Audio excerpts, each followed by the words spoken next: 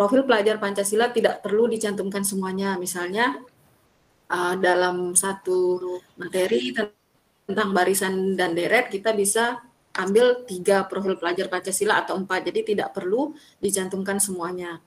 Terus selanjutnya masih profil pelajar Pancasila, jadi 6 profil pelajar Pancasila saling berkaitan dan terintegrasi dalam pelajaran melalui materi atau isi pelajaran, pedagogi, kegiatan proyek, dan asesmen.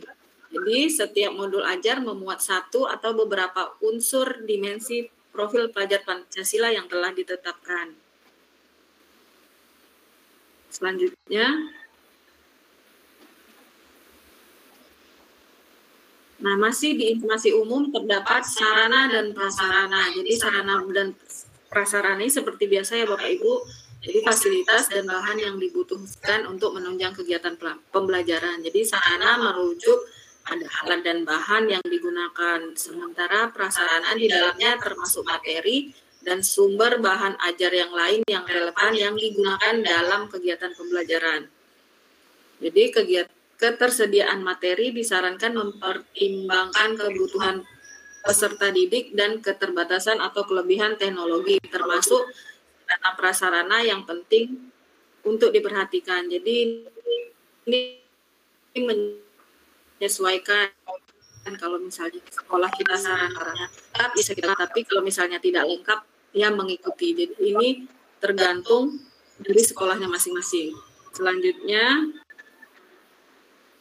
nah masih informasi umum yaitu tentang target peserta didik. Jadi target peserta didik itu dibagi lagi menjadi peserta didik reguler atau tipikal. Jadi umum, tidak ada kesulitan dalam mencerna. Maksudnya ini reguler atau tipikal, siswanya tidak ada kesulitan dalam mencerna dan memahami materi ajar. Jadi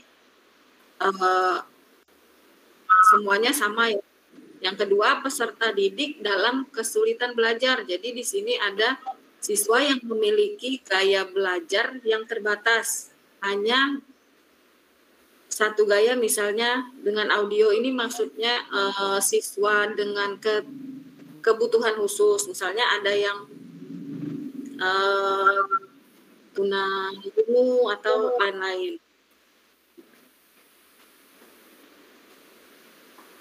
Yang ketiga, mampu mencapai keterampilan berpikir, arah keterampilan pemimpin. Jadi target peserta didik di sini dibagi 3. Jadi di dalam membuat modul ajar kita bisa membedakan mana yang kita bedakan untuk yang peserta didik dalam kesulitan belajar, peserta didik reguler, dan peserta didik dengan pencapaian tinggi. Nah, selanjutnya komponen modul ajar informasi umum yaitu tentang model pembelajaran. Di sini merupakan model atau kerangka pembelajaran yang memberikan gambaran sistematis pelaksanaan pembelajaran. Jadi model pembelajaran dapat berupa model pembelajaran tatap muka, pembelajaran jarak jauh,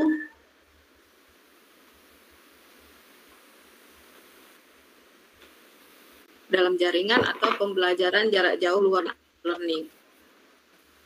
Komponen kedua yang komponen inti. Nah, komponen inti ini yang pertama berisi tentang tujuan pembelajaran.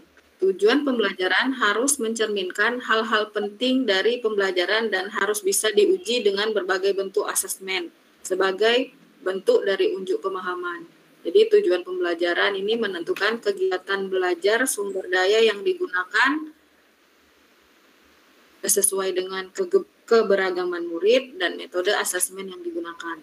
Tujuan pembelajaran bisa dari berbagai bentuk, pengetahuan berupa fakta dan informasi, dan juga prosedural, pemahaman konseptual, pemikiran, dan penalaran keterampilan dan kolaboratif dari strategi komunikasi.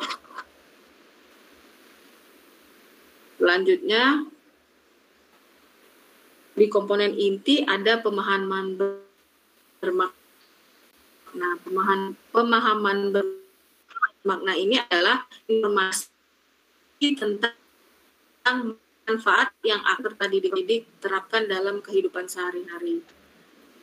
Misalnya contoh kalimat pemahaman bermakna, manusia berorganisasi untuk memecahkan masalah dalam mencapai satu tujuan. Ini pemahaman bermakna kadang-kadang kan kalau belajar matematika, siswa sering bertanya, untuk apa sih Bu? Untuk apa sih apply ini katanya. Gitu, jadi kita tampilkan apa tujuan atau pemahaman ini di dalam model. Oke, selanjutnya pertanyaan pemantik. Pertanyaan pemantik dibuat oleh guru untuk menumbuhkan rasa ingin tahu dan kemampuan berpikir kritis dalam diri peserta didik. Jadi pertanyaan pemantik membantu siswa untuk memperoleh pemahaman bermakna sesuai dengan tujuan pembelajaran. Contoh ini pertanyaan, apa yang membuat sebuah cerpen menarik untuk dibaca? Jadi ini merupakan pertanyaan pemantik. Selanjutnya masih di komponen inti, yaitu tentang kegiatan pembelajaran. Yang keempat isinya tentang kegiatan pembelajaran. Jadi di sini ada urutan kegiatan pembelajaran untuk langkah pelajaran yang dituangkan secara konkret, disertakan opsi pembelajaran alternatif dan langkah untuk menyesuaikan dengan kebutuhan belajar siswa. Jadi langkah pembelajaran ditulis secara berurutan sesuai dengan durasi waktu yang direncanakan. Ini hampir sama masih dengan RPP K13. Jadi ada pendahuluan, inti, dan penutup berbasis metode pembelajaran aktif. Selanjutnya di komponen modul ajar komponen inti yang selanjutnya ada asesmen. Asesmen ini digunakan untuk mengukur capaian pembelajaran kegiatan. Nah, kriteria pencapaian harus ditentukan dengan jelas sesuai dengan yang ditetapkan. Nah, asesmen ini terbagi lagi tiga. Ada asesmen pembelajaran, yaitu asesmen diagnostik. Jadi sebelum kita melakukan asesmen diagnostik untuk mengetahui sampai di mana kemampuan siswa dan untuk merancang modul ajar. Yang kedua, asesmen selama proses pembelajaran, yaitu asesmen formatif. Di kalau misalnya diskusi, jadi faktor tidak aktifnya siswa. Nah, selanjutnya asesmen pada akhir proses pembelajaran itu sering disebut asesmen formatif. Nah, masih asesmen. Bentuk asesmen itu bisa dilakukan, penilaian apa saja yang bisa kita ambil itu tentang penilaian sikap. Jadi berupa observasi penilaian diri, penilaian sebaya, dan anekdota. Yang dua, performa presentasi, drama, pameran hasil karya, jurnal, itu termasuk. Yang ketiga berupa asesmen tertulis.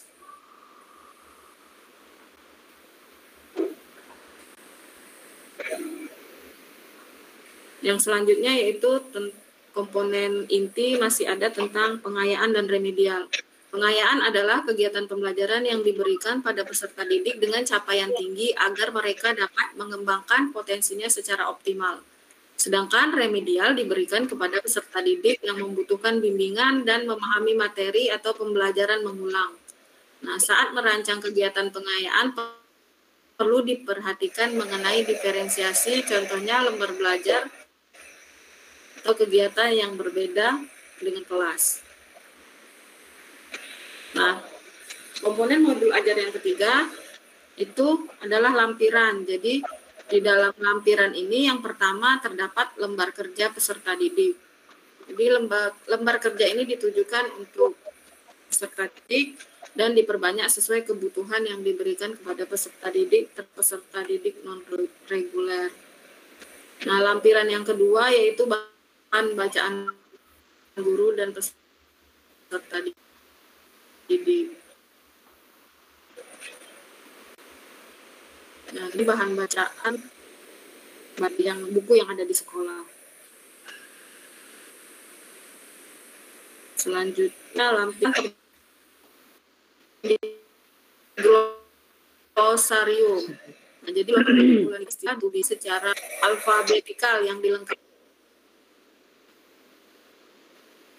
definisi dan artinya. Misalnya ada kata-kata yang siswa juga kurang memahami, jadi bisa dibuat glosariumnya seperti di buku-buku. Ini misalnya hipotenusa itu artinya apa. Nah, ini glosarium bisa ditampilkan. Selanjutnya yang terakhir yaitu daftar pustaka. Nah, daftar pustaka yaitu sumber-sumber referensi yang digunakan dalam pengembangan modul ajar. Jadi referensi yang dimaksud adalah semua sumber belajar, buku siswa, buku referensi, majalah, koran, situs internet, lingkungan sekitar, narasumber, dan lain-lain.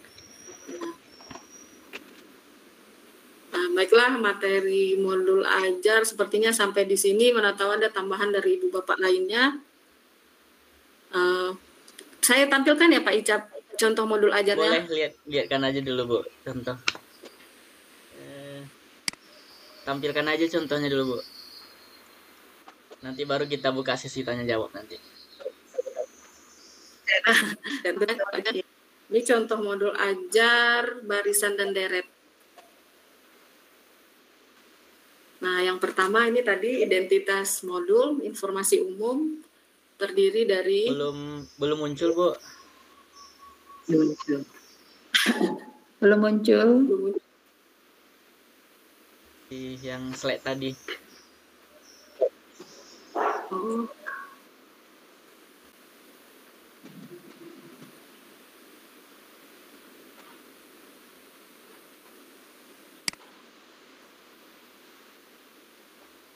Saya hentikan dulu yang ini Pak ya. Saya stop dulu itu Bu.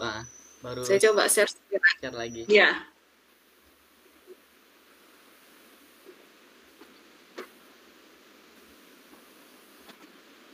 Muncul Pak.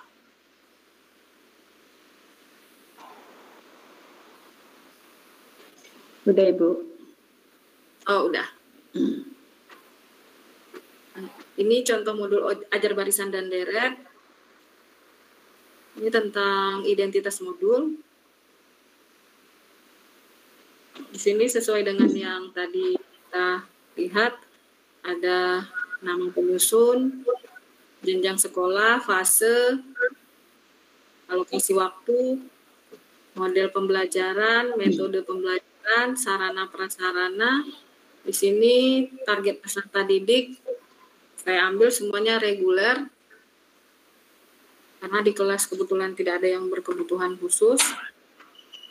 Nah, ini menyesuaikan ya, daftar pustaka saya taruh di atas.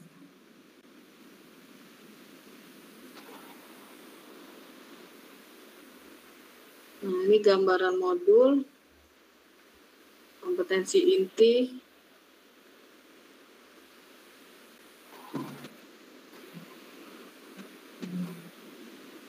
Ini tujuan pembelajaran kita ambil dari kemarin ATP ya. Ini dikembangkan di sini. Ini pemahaman bermakna.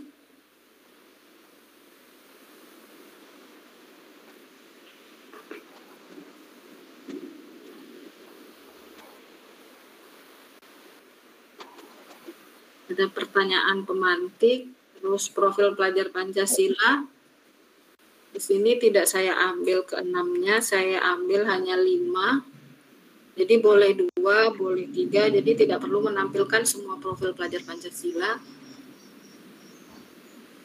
Selanjutnya ini masih kompetensi inti tentang urutan kegiatan pembelajaran. Ini kebetulan banyak pertemuan, jadi banyak lembarnya. Ini masih sama seperti RPPK 13, urutan-urutannya. Nah, di sini saya langsung aja ke pertemuan, ke asesmen aja ya Pak. LKS dan asesmen.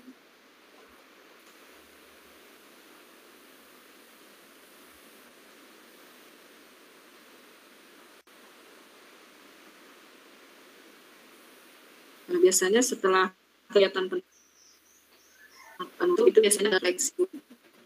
Ini ya.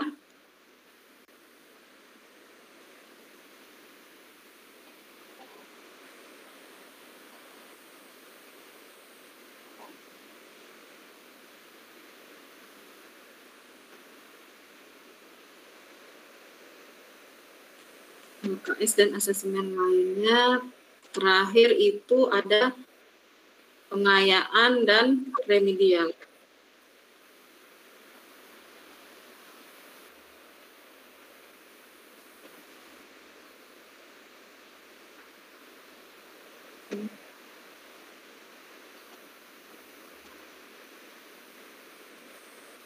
Ini asesmen pertemuan pertama.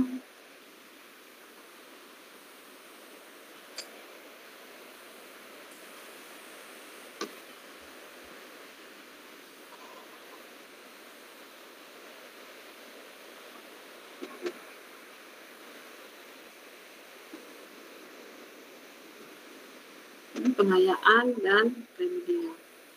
Nah, itu aja Pak yang bisa saya sampaikan. Kalau ada salah, saya mohon maaf. Kalau ada kekurangan, silakan dikoreksi. Kalau ada yang mau bertanya juga, kalau bisa saya jawab, saya jawab. Assalamualaikum warahmatullahi wabarakatuh. Waalaikumsalam warahmatullahi wabarakatuh. Oke, terima kasih kita ucapkan kepada Ibu Sri Wahyuni yang telah memaparkan materi tentang modul ajar kurikulum Merdeka Belajar. Ya, dari pemaparan tadi kita udah melihat gambaran apa saja komponen-komponen yang ada di dalam modul ajar.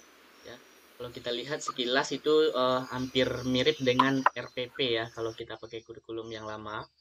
Jadi selanjutnya kepada Bapak Ibu, bagi ada yang mau bertanya atau yang kurang dipahami tentang yang disampaikan oleh Ibu Sri tadi, kita kasih kesempatan untuk bertanya. Silahkan Bapak Ibu yang mau bertanya.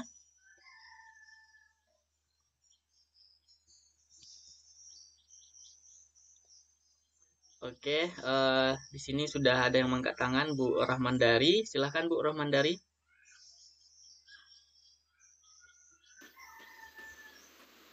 Assalamualaikum warahmatullahi wabarakatuh. Waalaikumsalam warahmatullahi Terima kasih Pak Icap atas waktunya dan terima kasih juga sama Ibu Sri Wahyuni untuk penjelasan materinya. Saya mau tanya ini tadi tuh di bagian asesmen 3 ya Bu ya. Asesmen diagnostik,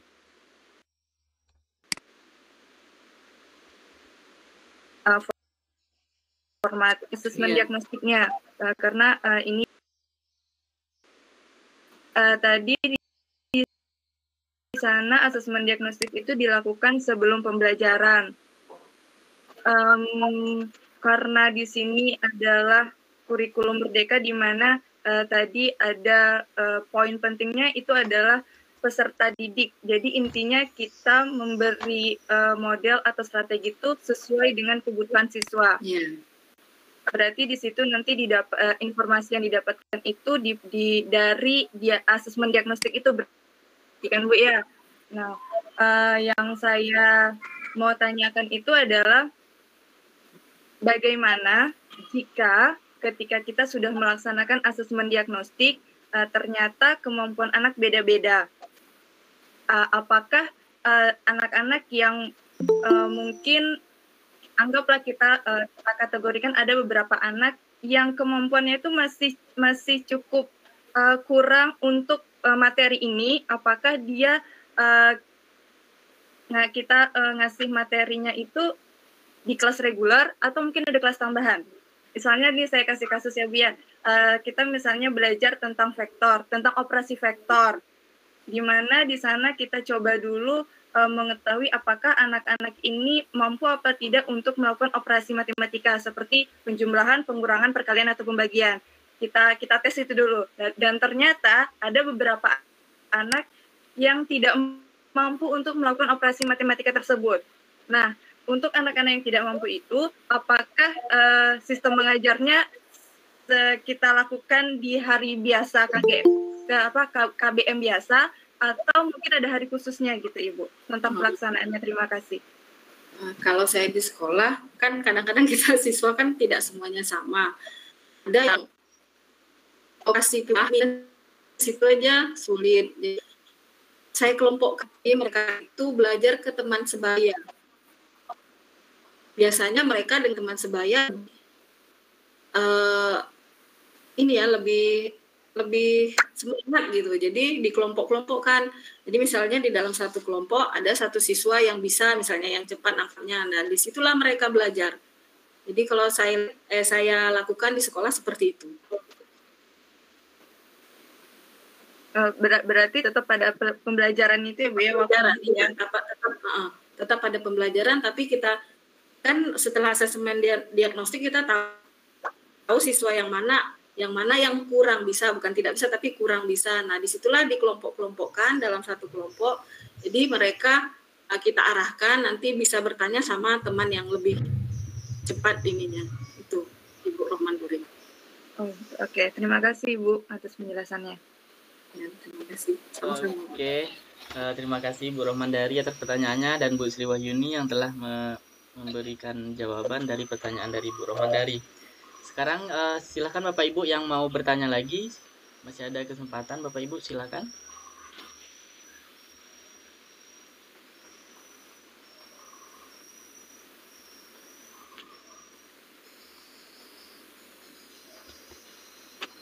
Ayo Bapak Ibu yang masih ragu dengan modul ajar ini, ya kemungkinan besar nanti di semester depan sekolah-sekolah sudah mulai menerapkan kurikulum Merdeka Belajar ini ya. Jadi nanti ketika Bapak Ibu pertama kali menerapkannya, Bapak Ibu nggak canggung lagi ya dengan melihat apa itu modul ajar ya, apa itu ATP kemarin yang sudah kita pelajari. Jadi silahkan Bapak Ibu yang mau bertanya tentang modul ajar, silahkan Bapak Ibu.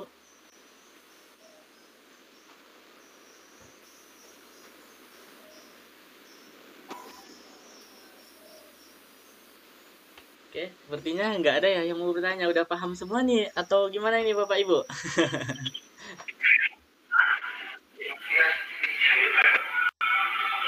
Karena belum menerapkan mungkin Pak. Nanti kalau udah menerapkan baru bermunculan pertanyaannya. Biasanya pertanyaan itu muncul setelah bersumpah ya. Oke. Iya, biasanya seperti itu Pak. Oke Bu Sri, ini mungkin pertanyaan dari saya, satu pertanyaan aja ya. Kalau di kurikulum 2013 kan kita ada yang namanya KKM ya. Jadi apakah di kurikulum Merdeka Belajar ini kita pakai sistem KKM juga atau tidak nih Bu? Kan kita namanya Merdeka Belajar, jadi kalau Merdeka Belajar itu kan bebas gitu kan. Apakah ada target KKM juga atau enggak gitu Bu? Mungkin itu pertanyaan saya Bu.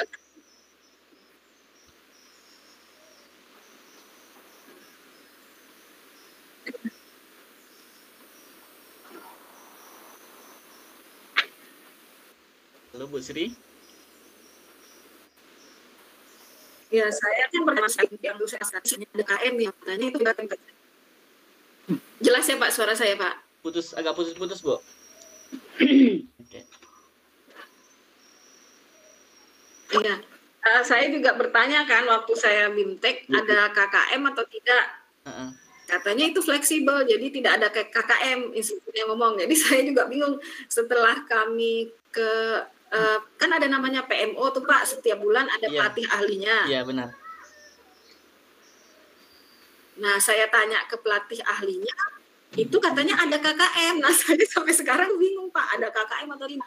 Terus rapor penggeraknya itu KKM. Jadi kalau misalnya nilainya di bawah 70, rapor penggerak itu kan kita dapat aplikasinya baru.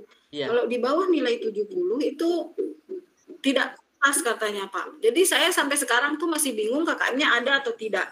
Waktu kami BIMTEK yang infonya dari luar itu bilang katanya nggak ada KKM. Setelah pelaksanaan di PMO katanya seperti KKM masih KKM. Nggak tahu di sekolah Ibu Rohmandari ada KKM apa enggak? Bu Devi. Oke, ayo share Bu Rohmandari, Bu Devi. Ada kan Bu? Boleh share gimana? Boleh sharing Bu. Sama Ibu Sri Wahyuni juga. Iya, apa tuh namanya? Kalau misalnya di sekolah itu ya cuman dari waka kurikulum ya, beri amanat, karena kita mengingat bahwa anak ini tamat akan ada yang pergi yang mau kuliah, jadi mereka harus punya standar nilainya. Jadi di sekolah masih ada diterapkan itu. Cuman sudah diwanti-wanti sama Bapak Kepala Sekolah bahwa kita sudah kelas 10 ini kita pakai kurikulum merdeka, artinya tidak ada anak lagi yang kategorinya naik kelas atau tinggal kelas. Karena di kita menggunakan fase itu bukan kelas. Jadi ada lagi istilah naik atau tidak naiknya kayak gitu. Tapi kalau untuk KKM masih ada, Bapak Ibu. Oke. Mungkin ada tambahan Bu Devi? Sharing Bu Devi?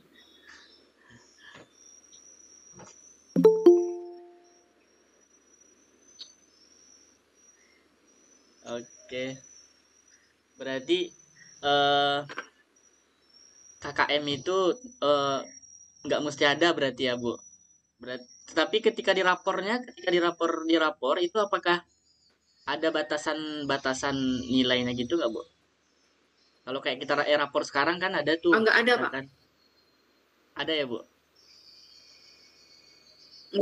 Nggak ada. Oh, tidak ada ya? Oh, oke. Nggak ada.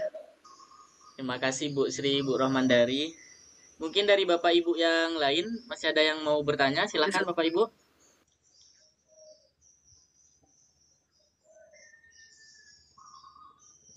Kita masih ada waktu.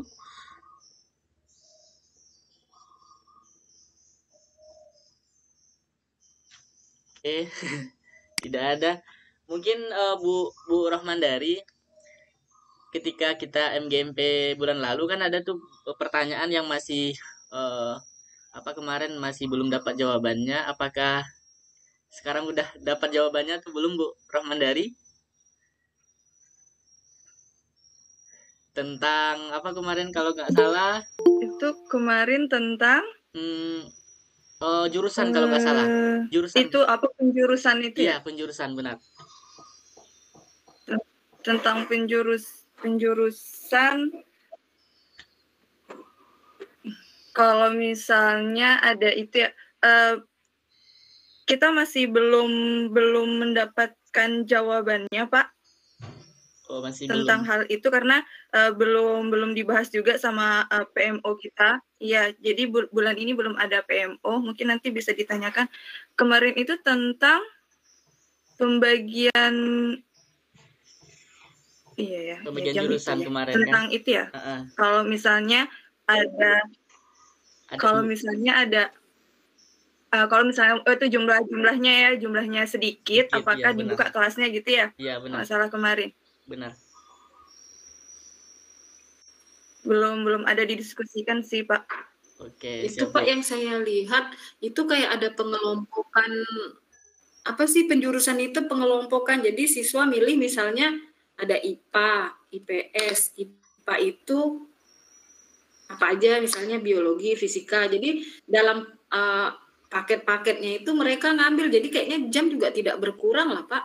Matematika umum kan tetap ada tuh. Nanti ada siswa ada mengambil IPS. Di dalam IPS itu terbagi lagi misalnya geografi, ada antropologi, ada sosiologi, sejarah kalau nggak salah.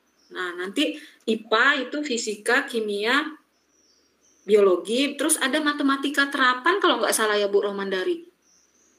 Matematika peminatan. Matematika terapan itu ada lagi pembagiannya. Saya juga kemarin ada lihat, tapi nanti saya share, Pak. Kayaknya saya ada di share tentang itu. Oke. Ada di share tentang itu, cuman belum saya baca sepenuhnya, baru lihat sekilasnya aja. Atau mungkin sama Ibu Sri Wahyuni mungkin bisa dijawab tentang pertanyaan kemarin, siapa tahu punya pandangan lain. Iya. Pertanyaannya gini kemarin Bu Sri. Jadi misalkan yang milih matematika cuma 5 orang. Apakah kelasnya dibuka?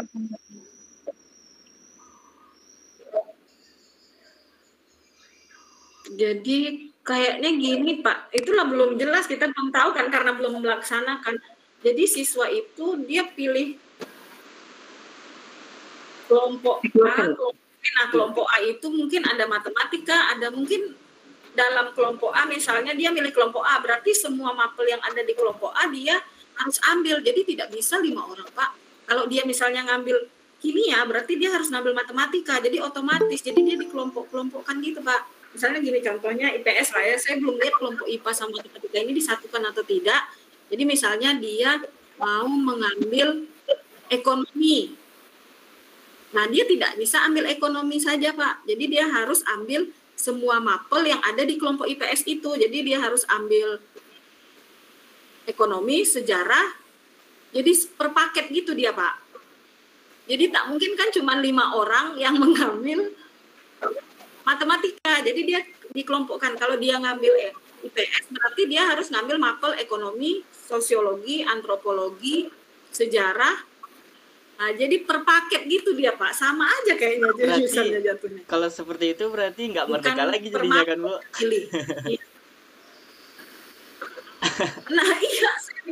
Ada pengelompokan, tapi baru sekilas, belum tahu ini, Pak. Iya, jadi dia pengelompokan juga. Jadi kalau dia ambil kelompok A, paket IPS, ya udah semua mapel IPS dia ambil gitu. Gitu, saya baru lihat sekilas, tapi lupa saya di mana lihatnya. Ada saya lihat di. Oke, kalau kemarin itu kalau di apa ya? Jadi bukan per map diambil, matematika aja. Dapat informasinya kan, anak tuh diangket ke siswanya, mereka mau ngambil jurusannya apa, mapel apa gitu kan. Ternyata nanti misalkan matematika, misalkan fisika misalkan ada sekitar 25 orang gitu kan. Kemudian yang 5 orang ngambil kimia gitu. Itu permasalahannya kemarin. Apakah yang nanti kelas kimianya tetap dibuka atau anak yang kimia 5 orang ini gabung dia ke fisika gitu. Itu kemarin permasalahan yang iya saya lihat.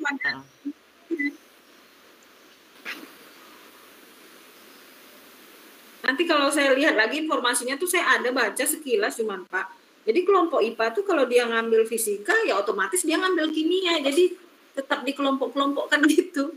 Jadi bukan kalau dia ngambil kimia ya udah fisika otomatis dia ambil, biologi otomatis dia ambil. Jadi yang saya lihat informasinya seperti itu baru sekilas. Nanti saya kalau ada saya share lagi, Pak. Kalau lebih jelasnya lagi. Oke, siap, Bu. Oke, Bapak Ibu yang lain masih ada yang mau bertanya? Yang Bapak Ibu yang baru masuk Zoom, silakan yang mau bertanya. Jadi oke. Kak, terjadi ke BPS. Silakan Bapak Ibu, masih ada yang mau bertanya? 10. Iya 10 udah. Oke Bapak Ibu, link absennya sudah saya kirim di grup. Jadi nanti silakan Bapak Ibu isi link absennya, bukti kehadiran Bapak Ibu kegiatan MGMP pada hari ini. Kalau tidak ada lagi yang bertanya, mungkin kita cukupkan ya sampai di sini kegiatan MGMP kita pada hari ini Bapak Ibu. Pertanyaan terakhir, masih ada yang bertanya Bapak Ibu sebelum kita tutup?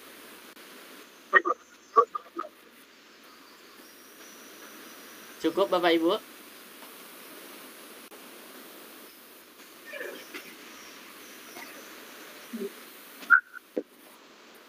Oke, kalau tidak ada kita cukupkan saja ya untuk materi pada hari ini tentang modul ajar kurikulum merdeka.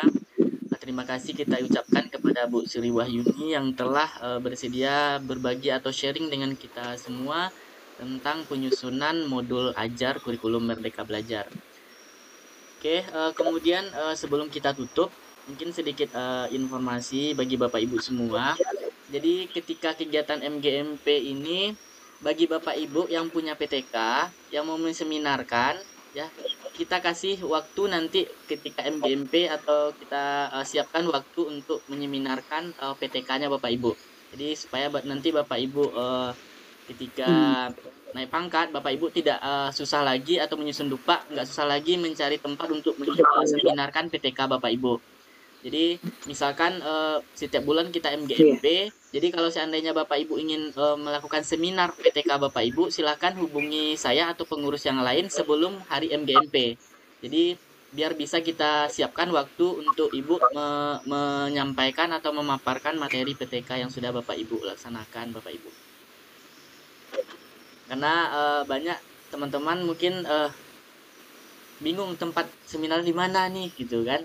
Jadi kita kasih wadah untuk Bapak Ibu untuk menyampaikan hasil PTK-nya, sehingga nanti Bapak Ibu yang lain juga bisa menerapkan PTK atau metode pembelajaran yang sudah Bapak Ibu laksanakan bisa diterapkan oleh Bapak Ibu yang lain di sekolahnya. Mungkin itu tambahan dari saya. Kemudian terakhir, bulan lalu kita sudah membuat classroom MGMP kita. Kenapa saya buat classroom? Karena biar apa yang sudah kita dapatkan setiap kegiatan MGMP itu Bapak Ibu coba praktekkan, kemudian nanti Bapak Ibu upload di Google Classroom-nya. Kenapa? Karena nanti ketika meminta sertifikat tanda tangan ke Pak Kacap, beliau bertanya, ini output kegiatannya mana?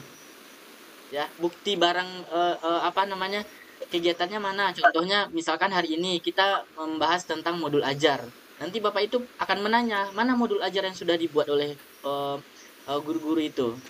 Ya, makanya kita buat classroom MGMP.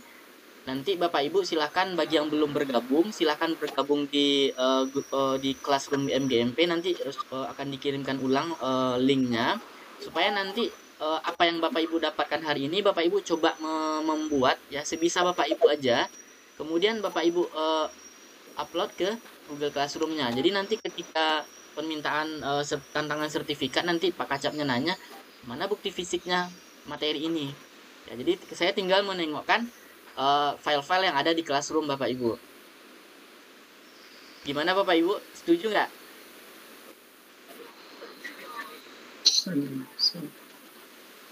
Semoga ilmu yang kita dapatkan ini biar tidak diam dia kan, kita coba aplikasikan langsung gitu. Oke, itu masukan dari saya kepada Bapak Ibu yang belum masuk ke dalam Classroom, silahkan nanti masuk ke Classroom-nya Bapak Ibu. Ya, Mama di kamar. Oke Bapak Ibu, sebelum kita tutup, mungkin ada yang mau disampaikan atau mau ditanyakan Bapak Ibu, silahkan Bapak Ibu. Ya. Apa dulu siapa? Ada Ibu. Kalau bisa Ibu Sri minta contoh apanya itu, RPP-nya itu. Iya Bu, sudah dikirim Bu Sri di grup Ibu. Oh. Ya, sudah. Udah. Udah. Jadi apa? Tunggu bentar. Oke, jadi supaya sejalan apa yang Bapak Ibu buat kemarin kan di pertemuan sebelumnya kita sudah membahas ATP dan CP ya Bapak Ibu. Kan kemarin ada tugasnya juga dibuatkan oleh Bu Rohmandari. Jadi Bapak Ibu silahkan buat tugas CP dan ATP-nya itu. Kemudian nanti ketika Bapak Ibu mengerjakan tugas di modul ajar ini, Bapak Ibu membuat modul ajarnya sesuai dengan materi CP dan ATP yang Bapak Ibu buat kemarin, biar sealur, biar satu paket ya gitu. Bentar. Itu untuk penugasannya nanti akan dibuatkan sama Bu Sri, nanti penugasannya di Classroom Bapak Ibu.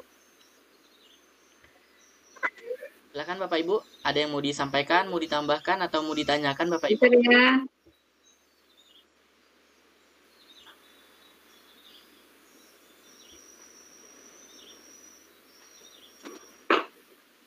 Cukup Bapak Ibu?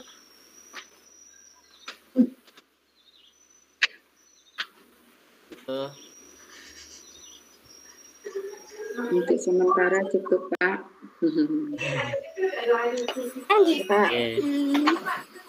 Oke Bapak Ibu, sebelum kita tutup, boleh kita foto bersama dulu. Boleh diaktifkan kameranya Bapak Ibu. Iya. Cerita tak bisa. Oke, mohon diaktifkan kameranya sebentar. Kita ambil dokumentasi kegiatan kita pada hari ini.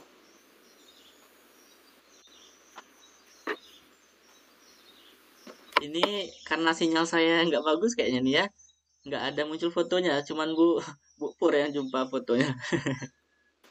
Atau sinyal saya nggak bagus.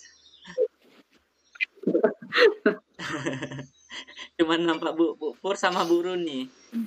Atau Bapak Ibu yang jaringannya bagus, minta tolong di screenshot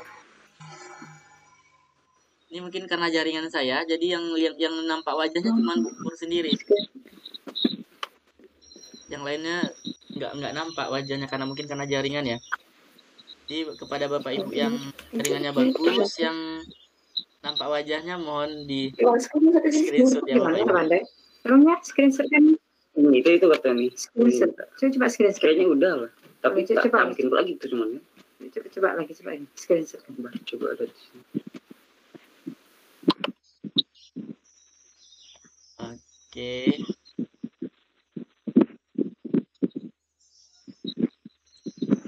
Oke Bapak Ibu, mungkin kalau tidak ada lagi yang mau ditanyakan, mau disampaikan, kegiatan MGMP kita hari ini kita cukupkan sampai di sini. Saya mohon maaf yang sebesar-besarnya kalau ada kata-kata atau perbuatan yang tidak berkenan di hati Bapak Ibu. Kemudian saya ucapkan ribuan terima kasih pertama kepada Bu Sri yang telah menyampaikan atau berbagi dengan kita tentang materi modul ajar. Kemudian kepada Bapak Ibu semua yang telah meluangkan waktu untuk hadir di sela kesibukan Bapak Ibu untuk kegiatan MGMP kita pada hari ini Bapak Ibu. Saya tutup dengan mengucapkan Assalamualaikum warahmatullahi wabarakatuh. Waalaikumsalam warahmatullahi wabarakatuh. Terima kasih Bapak Ibu, terima kasih Bu Pur, Bu Runi, Bu Rida, Pak Palmar. Terima kasih. Jangan lupa isi absennya Bapak Ibu yang di grup ya linknya. Kali muncul langsung diajak foto.